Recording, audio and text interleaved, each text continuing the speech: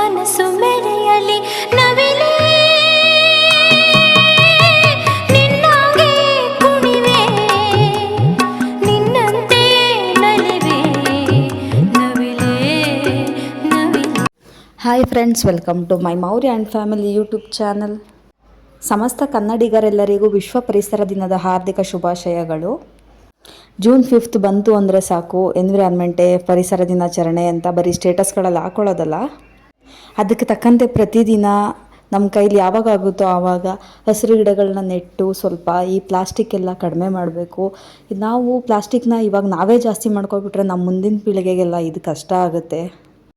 ಮತ್ತು ಈ ಪರಿಸರ ದಿನಾಚರಣೆ ಅನ್ನೋದು ಬರೀ ನಮ್ಮ ರಾಜ್ಯಕ್ಕೆ ಮತ್ತು ನಮ್ಮ ದೇಶಕ್ಕಲ್ಲ, ಇದು ವಿಶ್ವದಾದ್ಯಂತ ಜೂನ್ 5ನೇ ತಾರೀಕು ವಿಶ್ವ ಪರಿಸರ ದಿನಾಚರಣೆ ಅಂತಲೇ ಆಚರಿಸ್ತಾರೆ. ನಾವು ಹೆಚ್ಚು ಹೆಚ್ಚು ಗಿಡ ಮರಗಳನ್ನ ನೆಟ್ಟು ಆದಷ್ಟು ತ್ಯಾಜ್ಯ ವಸ್ತುಗಳನ್ನ ಕಡಿಮೆ ಮಾಡಬೇಕು.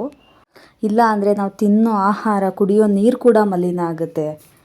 ನಾವು ಮನುಷ್ಯರು ಏನಿದ್ದೀವೋ ನಾವು ಈ ಪ್ರಕೃತಿಲಿ ಒಂದು ಭಾಗ ಅಷ್ಟೇ, ಅದ್ರದ್ದು ಓನರ್ ನಾವಲ್ಲ ಅಲ್ವಾ.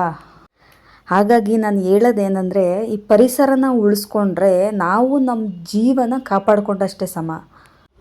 ನಮ್ಮನೆ ಪಕ್ಕ ಸ್ವಲ್ಪ ಜಾಗ ಇತ್ತು, ಹಾಗಾಗಿ ನಾವು ಕೂಡ ಗಿಡ ಮರಗಳನ್ನ ನೆಟ್ಕೊಂಡಿದ್ದೀವಿ. ಇದರಿಂದ ನಮಗೂ ಸಹ ಬೇಸಿಗೆಗಾಲದಲ್ಲಿ ಎಲ್ಲ ಸ್ವಲ್ಪ ತಂಪಾದ ಗಾಳಿ ಸಿಗ್ತಾಯಿದೆ. ಜೊತೆಗೆ ಮನೆಗೆ ಬೇಕಾಗಿರೋ ತರಕಾರಿ, ಹಣ್ಣು ಎಲ್ಲ ಬೆಳ್ಕೊಂಡಿದ್ದೀವಿ. ನೋಡಿ, ಬಟರ್ ಫ್ರೂಟ್ ಗಿಡ ಇದೆ. ಬೇಸಿಗೆ ಕಾಲದಲ್ಲಿ ಬಟರ್ ಫ್ರೂಟ್ ಹಣ್ಣು ತುಂಬ ಯೂಸ್ ಆಗುತ್ತೆ. ಒಂದು ಜ್ಯೂಸ್ಗೆ 80 ರೂಪಾಯಿ 90 ರೂಪಾಯಿ ಬಟರ್ ಫ್ರೂಟು ಮನೆಯಲ್ಲೇ ಮಾಡ್ಕೊಂಡು ಕುಡಿಬೋದು. ನೋಡಿ, ಪಪ್ಪಾಯ ಗಿಡ ಇದನ್ನಿಟ್ಟು ತುಂಬ ವರ್ಷ ಆಯಿತು, ಆವಾಗಿನೂ ಕಾಯಿ ಬಿಡ್ತಿದೆ, ತಿಂತಿದ್ದೀವಿ. ಮತ್ತು ನೋಡಿ, ಹಸಿರು ಮೆಣಸಿನ್ಕಾಯಿ ಗಿಡ ಇದು. ಸುಮ್ಮನೆ ಮನೇಲಿ ಕೂತ್ಕೊಂಡಿರೋದು, ಆವಾಗವಾಗ ಒಂದೊಂದು ಗಿಡ ಈ ಥರ ನೆಡ್ತಾ ಇರ್ತೀವಿ. ಮನೆಗೂ ಕೂಡ ತರಕಾರಿನ ಹೊರಗಡೆಯಿಂದ ತೊಗೊಂಡು ಬರೋ ಅವಶ್ಯಕತೆ ಇರಲ್ಲ. ಇದು ನೋಡಿ, ಹಾಗಲಕಾಯಿ ಗಿಡ. ಬಿಸಿಲು ಜಾಸ್ತಿ ಇರೋದ್ರಿಂದ ಗಿಡದ ಕಲರೇ ಚೇಂಜ್ ಆಗಿಬಿಟ್ಟಿದೆ. ನೋಡಿ, ಇದು ಇವಾಗ ಹೂ ಬಿಡ್ತಿದೆ, ಬಟ್ ಇದು ಕಾಯಿ ಬಿಡುತ್ತೋ ಇಲ್ವೋ ಗೊತ್ತಿಲ್ಲ, ಬಿಸಿಲು ಜಾಸ್ತಿ ಇದೆ ಹಾಗಾಗಿ.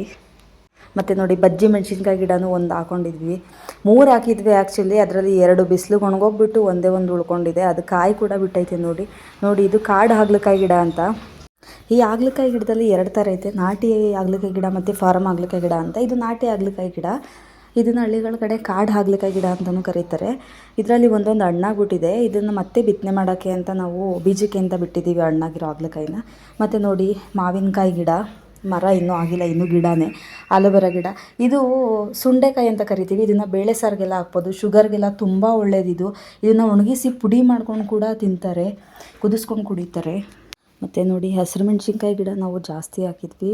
ಇದು ಒಟ್ಲು ಇದ್ದಿದ್ವಿ ಒಂದು ಕಡೆ, ಅದು ಜಾಸ್ತಿ ಗಿಡ ಇತ್ತು, ಹಾಗಾಗಿ ಎಲ್ಲ ಒಂದೊಂದು ಕಡೆ ನೆಟ್ಟಿದ್ವಿ. ಸುಮಾರು ಒಂದು 20ರಿಂದ 30 ಗಿಡ ನೆಟ್ಟಿದ್ದೀವಿ ಹಸಿಮೆಣ್ಸಿನ್ಕಾಯಿ ಗಿಡ. ನೋಡಿ, ಇವಾಗ ಕಾಯಿ ಬಿಟ್ಟೈತೆ. ಹೊರಗಡೆಯಿಂದ ತರೋದು ತಪ್ಪಿತು ಕಾಯಿನ. ಸಡನ್ಲಿ ಮನೆಗೆ ಬೇಕು ಅಂದರೂ ಹೋಗಿ ತೋಟಕ್ಕೆ ಹೋಗಿ ಕಿತ್ಕೊಂಡು ಬರ್ಬೋದು. ಮತ್ತು ನೋಡಿ, ನುಗ್ಗೆಕಾಯಿ ಮರ. ಇದು ತುಂಬ ದೊಡ್ಡದಿತ್ತು. ಮೊನ್ನೆ ಮಳೆ ಗಾಳಿಯಿಂದ ಅರ್ಧ ಮರನೇ ಹೋಗ್ಬಿಡ್ತು. ಏನಂದರೆ, ನಾವು ಪ್ರಕೃತಿನ ಹೆಂಗೆ ಸೇವ್ ಮಾಡ್ತೀವೋ ಅದೇ ಥರ ಪ್ರಕೃತಿ ನಮ್ಮನ್ನು, ನಮ್ಮ ಮಕ್ಕಳನ್ನೆಲ್ಲ ಸೇವ್ ಮಾಡುತ್ತೆ. ಮತ್ತು ನಮ್ಮದು ಬರ್ಡೇ, ಆ್ಯನಿವರ್ಸರಿ ಏನಾದರೂ ಇದ್ದಾಗ ಅದ್ರ ಹೆಸರಲ್ಲೇ ಒಂದೊಂದು ಗಿಡ ನೆಡೋಣ ಬಿಡಿ, ಸಾಕು. ಎಷ್ಟು ಆ ಥರ ನೆಟ್ಟರೆ, ಒಬ್ಬೊಬ್ಬರು ಒಂದೊಂದು ಗಿಡ ನೆಟ್ಟರೆ ಎಷ್ಟು ಗಿಡ ಮರಗಳಾಗುತ್ತೆ ಅಲ್ವಾ. ನಮ್ಮ ಉಸಿರನ್ನ ನಾವು ಕಾಪಾಡ್ಕೊಳ್ಳೋಕ್ಕೋಸ್ಕರ ಪರಿಸರ ರಕ್ಷಣೆ ಮಾಡೋಣ, ಸಾಕಲ್ವಾ. ನೋಡಿ, ಇದು ನೆಲ್ಲವರೆಕಾಯಿ ಗಿಡ ಅಂತ. ಇದು ಇನ್ನೂ ಕಾಯಿ ಬಿಟ್ಟಿಲ್ಲ, ಇವಾಗ ಸ್ವಲ್ಪ ಹೂ ಬಿಡ್ತಾ ಇದೆ, ಇನ್ನೂ ಕಾಯಿ ಬಿಟ್ಟಿಲ್ಲ. ಇದು ಕೆಸರೆ ದಂಟು ಅಂತ. ಇದ್ರದ್ದು ನಾನು ಒಂದು ಸಲ ಸಾಂಬಾರು ಮಾಡಿದ್ದೆ, ನೀವು ನೋಡಿರ್ತೀರ ಅನ್ಕೋತೀನಿ. ಅದೇ ಗಿಡ.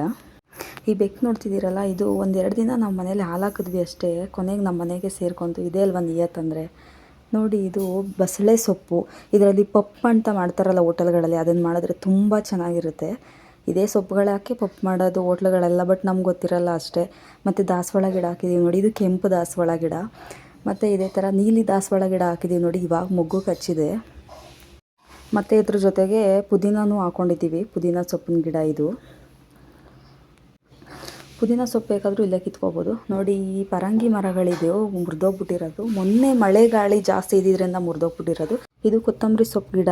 ಇದನ್ನು ಸಾಂಬಾರು ಸೊಪ್ಪು ಅಂತ ಕರೀತಾರೆ. ಕೂರ್ಗ್ ಕಡೆ ಇದನ್ನು ಸಾಂಬಾರಿಗೆ ಯೂಸ್ ಮಾಡ್ತಾರೆ ನೋಡಿ. ಮತ್ತು ಪಪ್ಪಾಯ ಹಣ್ಣಾಗಿತ್ತು, ಅಮ್ಮ ಕಿತ್ಕೋತಿದ್ದಾರೆ ನೋಡಿ. ನಾವು ಹಾಕಿದ ಮರ ದೊಡ್ಡದಾಗಿ ಇವಾಗ ನಮಗೆ ಹಣ್ಣು ಬಿಡ್ತಿದೆ. ಏನಿಲ್ಲ ಅಂದರೂ ಒಂದು ಹಣ್ಣಾಗಿರೋ ಪಪ್ಪಾಯ 70ರಿಂದ 80 ರೂಪಾಯಿ ನಾವು ತೊಗೊತೀವಿ ಹೊರಗಡೆ ಅಂದರೆ. ಅದ್ರ ಬದಲು ನಾವು ಈ ಥರ ಮರ ನೆಟ್ಕೊಂಡ್ರೆ ನಮಗೆ ಸಿಗುತ್ತಲ್ವಾ.